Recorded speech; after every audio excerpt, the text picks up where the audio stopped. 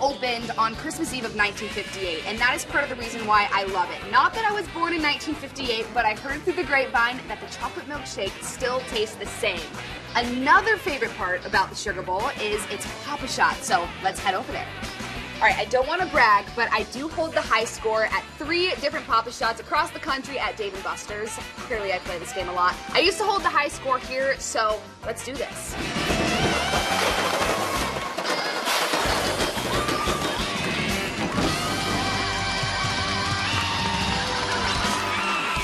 Meet Abby is out right now, only on Fox Nation. Fox Nation has it all, with all your favorite Fox personalities and a ton of original content. Go to the App Store or foxnation.com and follow the simple instructions. Then watch on your phone, your tablet, computer, or on your smart TV right in your living room. It's also the only place to see Tomi Lahren and her exclusive commentaries twice a day. Bill Bennett and the Fox Nation Patriots Almanac, The Furman Diaries, What Made America Great, and yes, Meet Abby. Plus, don't forget to catch Sean Hannity's exclusive new streaming show, Hannity on Air. Sign up right now, and we will see you on Fox Nation. Thank you so much for watching Fox Nation In Depth. I'm Abby Hornacek. Have a great night.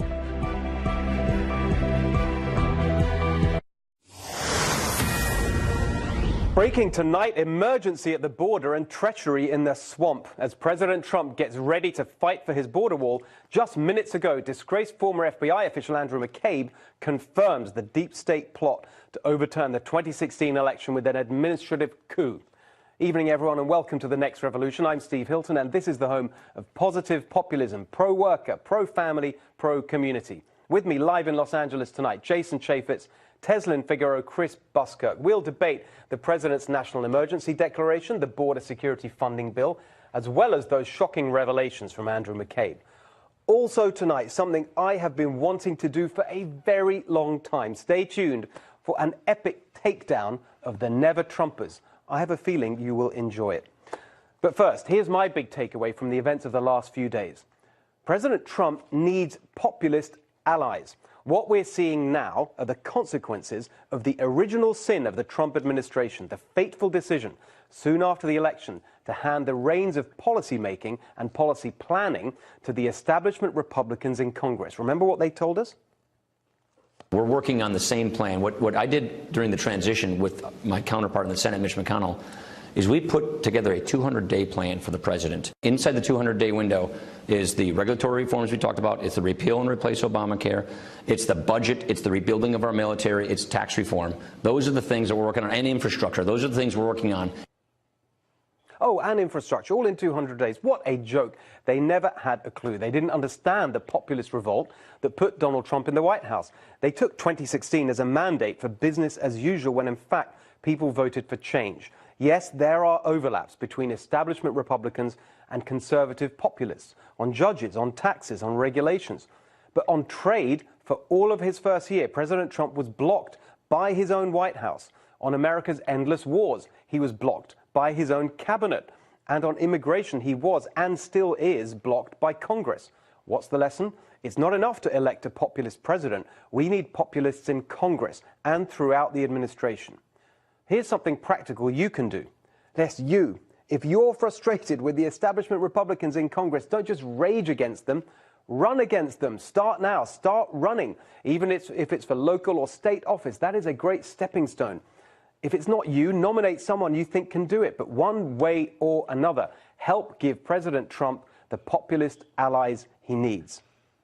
Here to discuss, former Utah Congressman and Fox News contributor Jason Chaffetz, editor and publisher of American Greatness, Chris Buskirk, and former Bernie Sanders national staffer and founder of the Tezlyn Figaro Communications Group, Tezlyn Figaro. All right, Jason, let me start with you because you, of all people around the table, really understand the kind of intricacies of this whole process around funding for the border wall, the national emergency. There's so much to say, but just give us your take on where we are right now.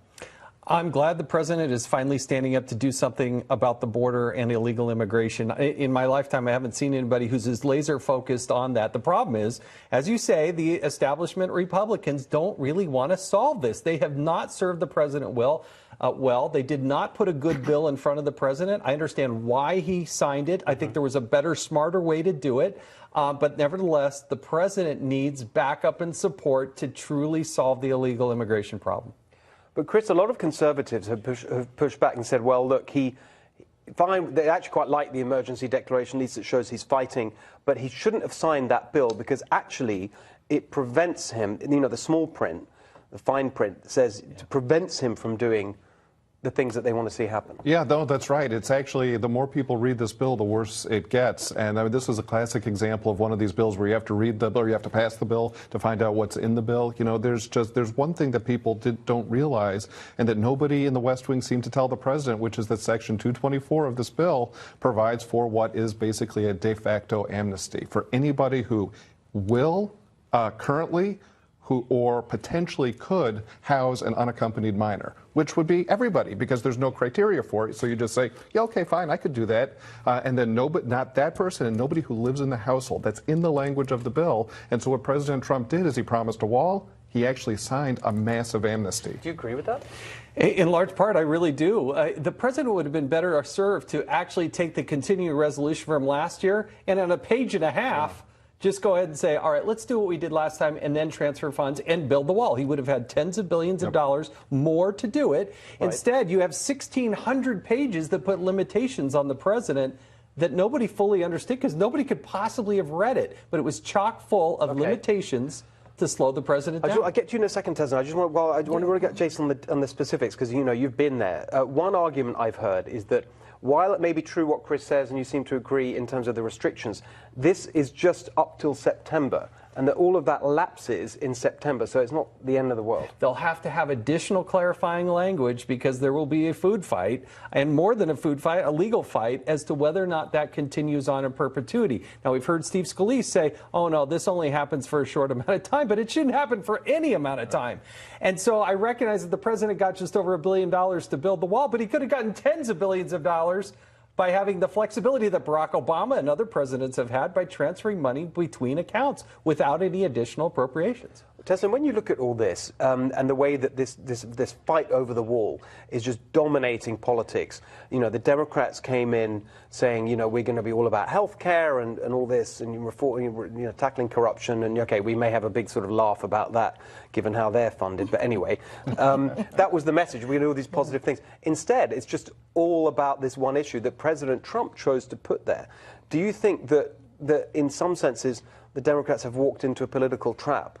Yeah, well, they made it all about DACA. Last year it was all about DACA, which is why a lot of Democrats like myself moved to the Independent Party, because you're not focusing on, actual citizens in this country and what's going on the other side of the wall. And so that's where the frustration is. And I think that's where the right and the left can agree.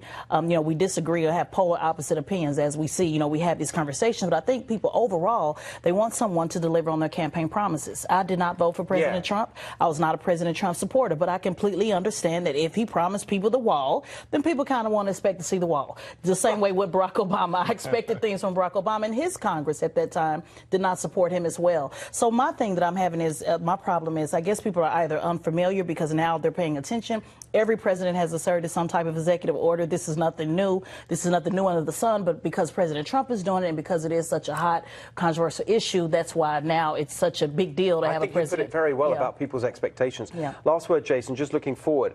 I mean, where can we be optimistic? It seems to me that in the sort of list of pots of money that the president and his team are pointing to, there is some money there, the drug enforcement and the Treasury receipts or whatever it is, that actually he could spend right now and start making some progress. The president will make progress, but there were limitations in this bill on the number of ICE officers they could hire, limitations on the number of Border Patrol agents that they could hire. I believe the president promised. So what's the answer then? What should he be thinking about positively? The president has to propose a budget in February, and the Congress is supposed to pass a budget over the summer so that is in place starting at the end of September. That is the hope. But again, divided government, it's going to be very difficult to get there. But the president is on the right side of the issue, and he will continue to pound on it. And America, I think, is on his side. I really do. Yeah, and let's just come back to, I want to leave you with the point that I made at the beginning, which is in the end, he can't do it on his own. You've got to have more populist allies if that's what you want to see, if that's the change you want to see. Okay. Now, here is something positive and practical for you that gets far too little coverage in the media. President Trump put the American worker right at the heart of his economic agenda. And one of the most important things his administration is doing could be the workforce development effort being led by Ivanka Trump. The devastation to jobs, families and communities that globalization and new technology have already caused may be nothing compared to what's just around the corner with artificial intelligence and other forms of automation.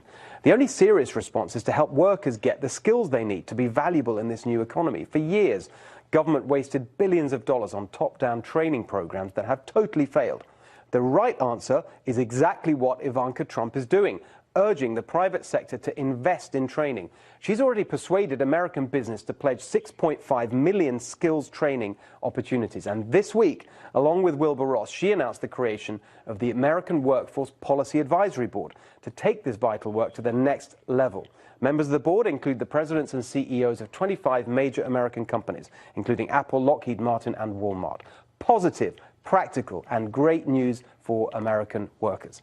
All right, coming up, you, our viewers, demanded it. Charlie Kirk is back to finish his thoughts on how President Trump is helping African Americans. Don't go away.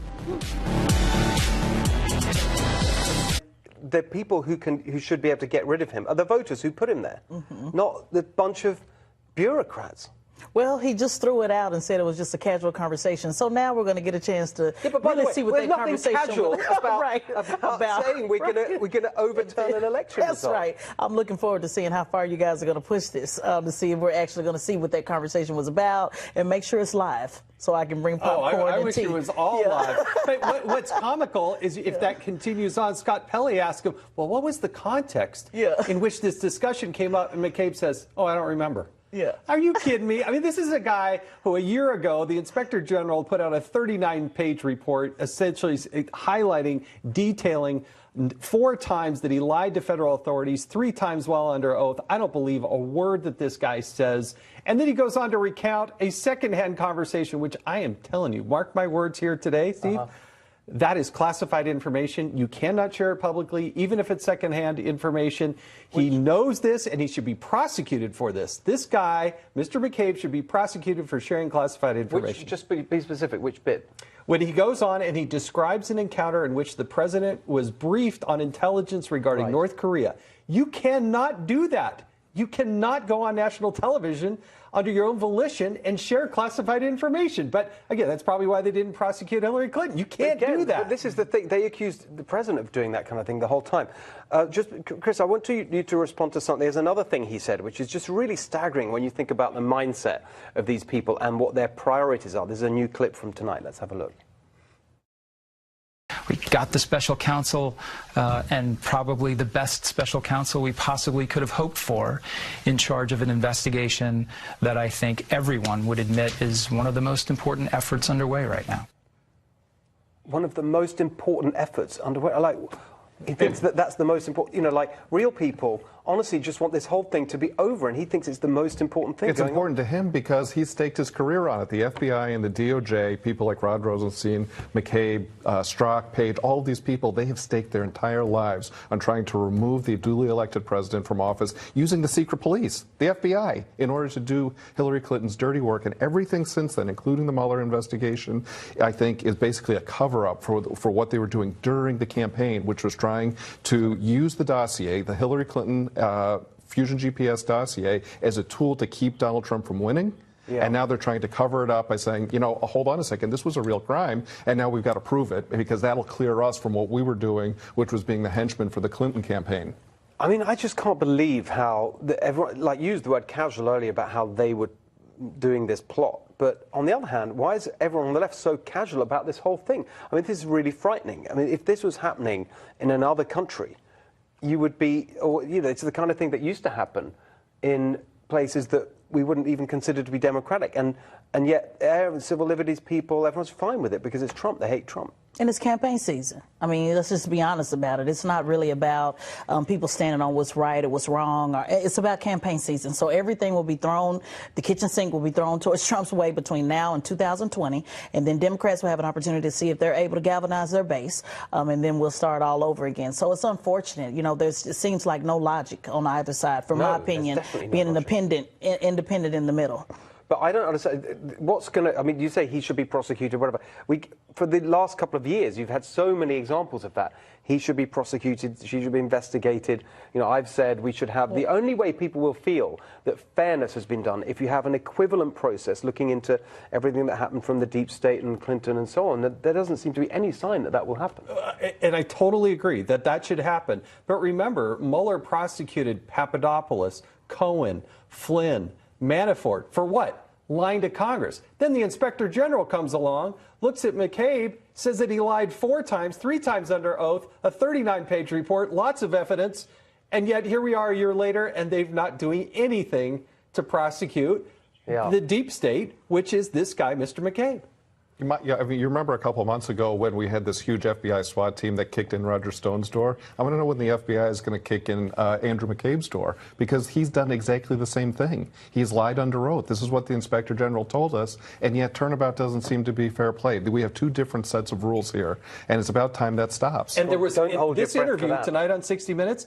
There's not one bit of evidence that he could point to say that there was this so-called collusion. There was no precursor to even start the investigation on Donald Trump. Right. Well, look, you would think that would unveil it on 60 Minutes. No. This is why the populist revolution must continue, because, you know, it's not, I like I said at the beginning, it's not enough just to have the president. I mean, you've got this huge weight of the establishment that is against anyone who tries to disrupt it. All right. New topic. Amazon's decision this week to pull out of a deal with New York over its second headquarters has prompted a ton of comment about attitudes to business and capitalism in America. Much of the commentary was superficial and wrong, so let me clear things up. I'm all for mayors and governors trying to attract investment and jobs, but they should do it in a pro-enterprise way, improving the business climate in their cities and states by cutting taxes and regulations and investing in infrastructure and local skills. But that is not what happens in America today. Instead, local governments bribe wealthy corporations with taxpayer money in backroom deals. That's not the free market. That's not capitalism. That is the swamp. The New York Amazon deal was swampier than most. Democrats, Andrew Cuomo and Bill de Blasio, teamed up with anti-Trump activist and Amazon CEO Jeff Bezos and his Democrat sidekick, former Obama press secretary Jay Carney, to extort billions of dollars in tax breaks. But the real issue with Amazon is the concentration of power in its hands. Capitalism and free markets only work fairly when there's vigorous competition. Amazon is being allowed to crush competition. The Trump administration should take them on, make tough antitrust policy a real priority. Start by breaking up big tech, including Amazon. Of all places, India has shown the way. It is blocking Amazon from unfairly selling its own products on its platform. Good for them. And we will be campaigning for the Trump administration to do exactly the same here. That is positive populism.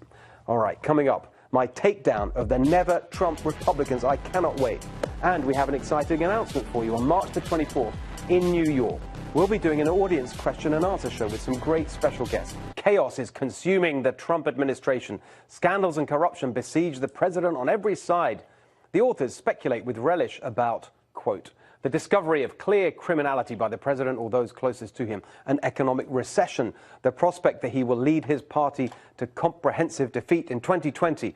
If some combination of criminality, incompetence, or crisis moves the center-right against the president, his end could come quickly. These are Republicans, remember. Okay, I know it's just the usual unhinged never-Trump rhetoric, but something about it got me more annoyed than usual. These people dress themselves up as intellectually and morally superior, but in reality, all they care about is style, not substance.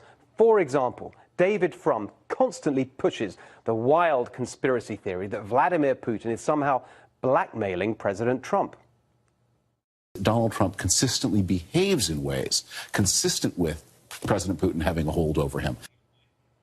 But hang on a second, consider the substance. David Frum was a speechwriter for President Bush who promised to end the, quote, dead ideological rivalry between the US and Russia and said he found Putin very straightforward and trustworthy.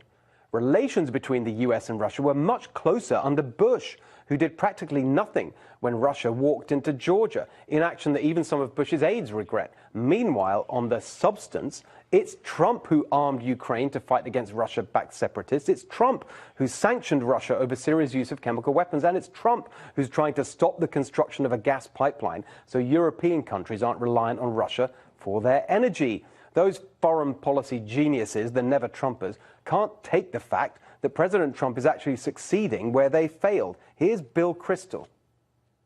The president is not just out of control, the presidency is out of control, and that's scary. Out of control? Excuse me? You could use exactly those words to describe the Iraq war, which Kristol told us would literally last 2 months, not 8 years. This is going to be a 2-month war, not a Park Hill year is war. going to be 2 months. Well, he was right that it wasn't 8, it was 18. According to the Brown University Cost of Wars project, the combined cost of America's post-9/11 wars has reached almost $6 trillion.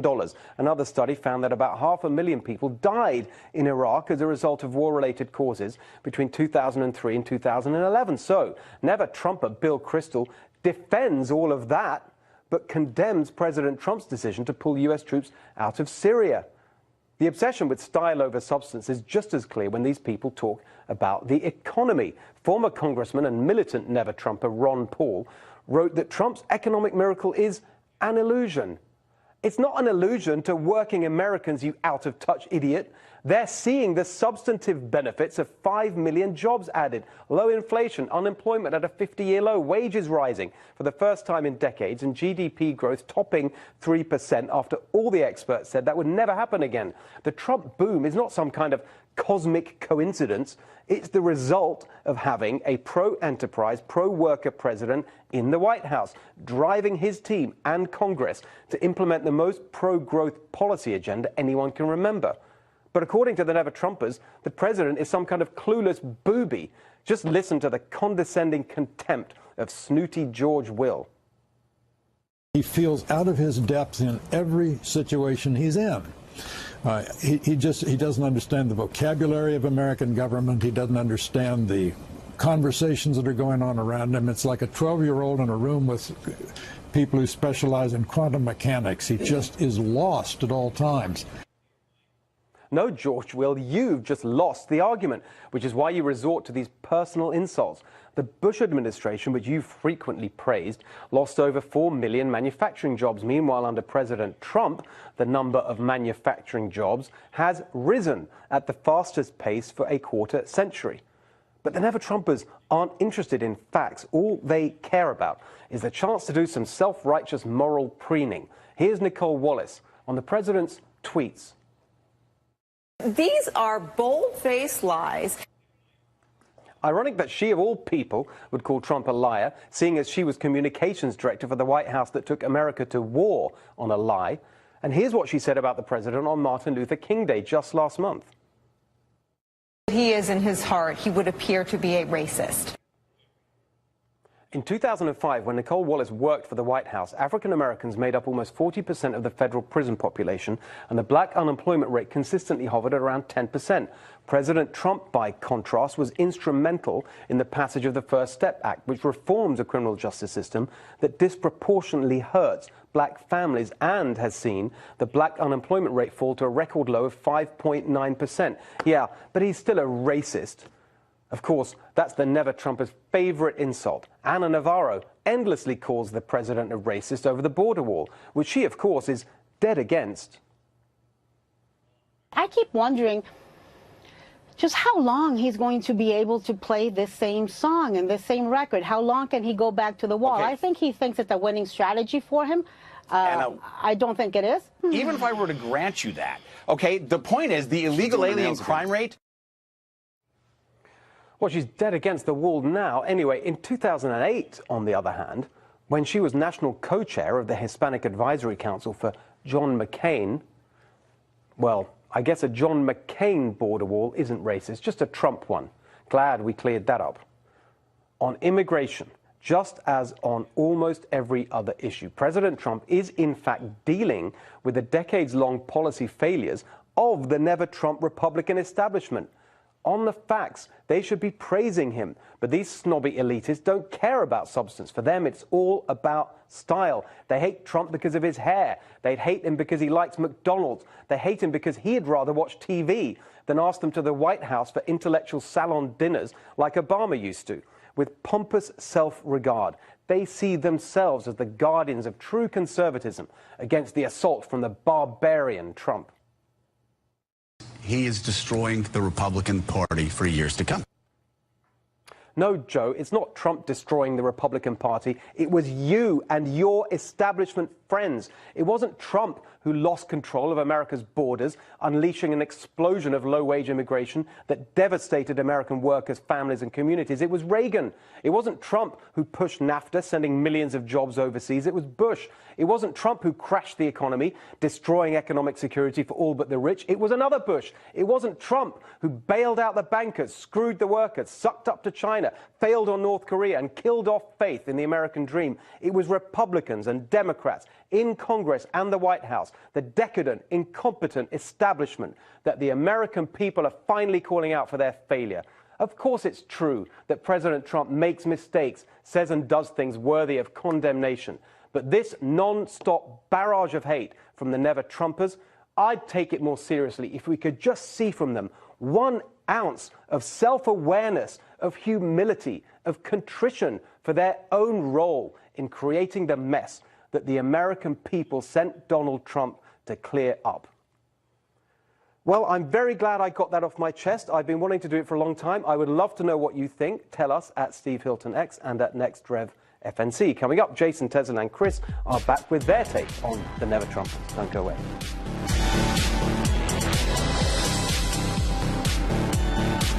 Welcome back, everyone. I've just told our guests here about the Cory Booker clip that we're going to show you at the end of the show, and it caused a lot of merriment around the table. That's just all I'm saying, so stay with us for that. All right, you just heard my take on the Never-Trumpers. Let's see what everyone else has to say. Jason, you go first.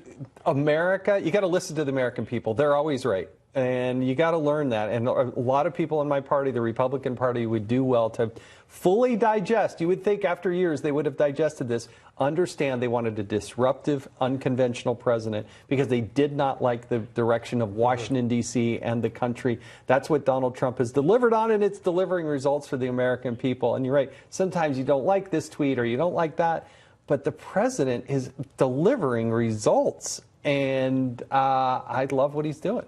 And Chris, this is the point I made at the end, which is that they never actually, I take their criticisms more seriously if they said, yeah, you know what, we did let working people down. That's fair enough. That's why they voted for it. You never hear anything like that. You never hear about it. I wrote a book about this, as you know, 2 years ago, which is what I called Conservatism Inc., how they missed the 2016 election, what they needed to learn, and not a single one has learned. I mean, it is just like this exercise in ego. I think people would accept it if the people at National Review who published the Against Trump issue 3 years ago, this past month, or Bill Kristol, if they said, you know what, we got it wrong. We don't love everything about Trump, but he's doing this right, he's doing that right, and we can get behind these policies because this is what we've been promising you for all these years. This is what we've been raising money on for all these years. Yeah. But they don't do it. Instead, they double down and they keep digging the hole deeper. And I just get this sense that they are intoxicated by the sense of their own moral superiority, and that's really the business they're in. Politics is just it just is the milieu in which they work. They don't really care about the outcomes. They just want to make sure that they're at the forefront, and everybody else be damned. I know, and Tesla, I mean, I find myself just reacting much more negatively to the Never-Trumpers in the Republican Party than the Democrats. At least with the Democrats, it's like an honest disagreement. Of course, they're going to not like Trump, but they didn't like Bush, they don't like Romney. That's just... But the hypocrisy of some of these people. Right. Well, this is a product of what the Democrats did as well. I published a piece today so that all conservatives and conservatives and liberals can know that the reason why we're dealing with everything today right now with Donald Trump is because Democrats have also failed as well. I talked about this in 2014 before Hillary Clinton ran, before Donald Trump ran, before Senator Sanders ran. There was also a need for disruption on the left, which is why I joined the Senator Sanders campaign. Not because I'm a socialist, but because there needed to have the disruption on the left. We'll see in 2020 if he disrupts again, or if he'll play nice in the sandbox. But that's happening on the left side as well. You know, so anytime you go against the establishment, anytime you go against doing the opposite of what they tell you to do, this is the result that we see. So it's not just never Trumpers, it's never establishment, you know, people that really have an issue with the establishment. It's really true. And look, the establishment has driven us now to $22 trillion in debt. You know, and rising. We spend about $890 million a day in interest on our national debt. You don't get anything for that. And so that's what the conventional Washington has brought us to. The same people, these conservatives, who sort of, you know, go on about Trump being kind of fiscally incontinent and the tax bill and whatever. It's amazing. This latest bill that they put before the president can only sign what they put in front of him, is tens of billions of dollars more than it was just in December. Okay. I mean, the numbers are stuck. Quick last question for you, Jason, which is, I get this very strong sense from all that crowd that they're just kind of waiting for Trump to somehow, this sort of nightmare will be over, and then, you know, we can have our party back. The establishment can sort of take over the GOP again. I don't think that's going to happen. No, I don't. Look, when Donald Trump, it's a stream of consciousness. He just calls it out and does it the way he does. The latest press conference that he gave earlier this week, there was no teleprompter. That was President Trump just showing you and talking to you the way he sees it. And that is so refreshing. Yeah, I mean, do you see them coming back? No, but you're right about that. That is the hope. They're just hoping, okay, well, look, this storm blew into town, and it's going to blow out again, and it's the same old thing. He's going to come, he's going to go. That's the way these people think about all the electeds, but we'll still be here because we're the ones who really run the country. And that's why I was really encouraged by what you said earlier in the show, where it's up to people, run for office. Yes. I would also encourage people, Republicans, take back the RNC. The RNC is still run by the Ryan Priebus crowd. Go out and run for precinct committeemen. There's thousands of those positions that are open. Do something. Democrats, too, need to do something. Yeah, but it does feel like great. I mean, thank you for reinforcing that. I think it's really important. You know, this is the people power. That is at the heart of populism. So if we want this to continue, got to get involved. All right, coming up, we got a ton of feedback from last week's discussion on race in America. And a big theme was, you should have given Charlie Kirk more time. So we did. Charlie is here. There he is. Coming up next. Don't go away.